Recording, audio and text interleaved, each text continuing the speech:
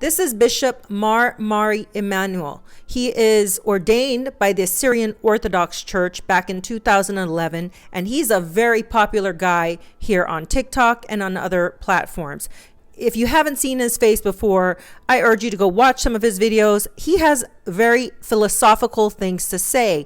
Not only that, he's a person that you could tell speaks from the heart, and he puts his full chest into everything he talks about. Bishop Mari was speaking here about his trip to the Gaza Strip, and he was suddenly out of nowhere stabbed.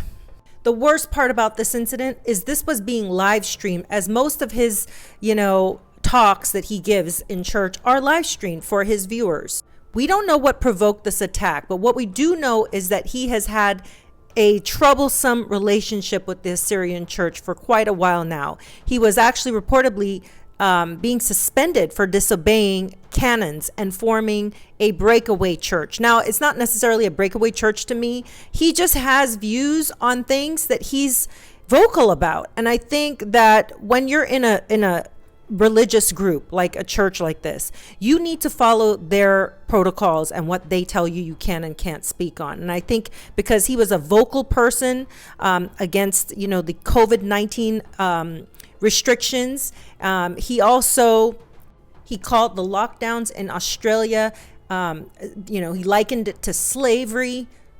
This church was in a small community that was predominantly Assyrian, which is basically people who fled Iraq and Syria from, wars and persecution. Several people watching Mari speak did see the man approach, and he was wearing all black, and they did attempt to stop him.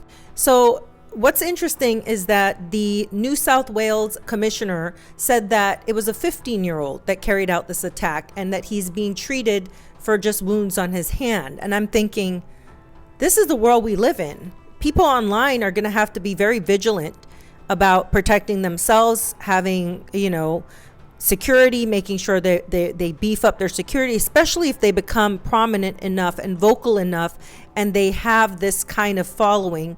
This man had people there, several worshipers stabbed multiple times at West Sydney Church.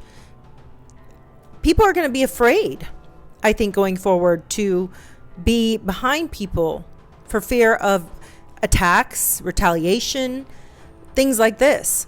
But what do you guys think about this? This is a crazy story, and I'm sure there's going to be a lot more to unfold, and we'll find out what exactly provoked this attack.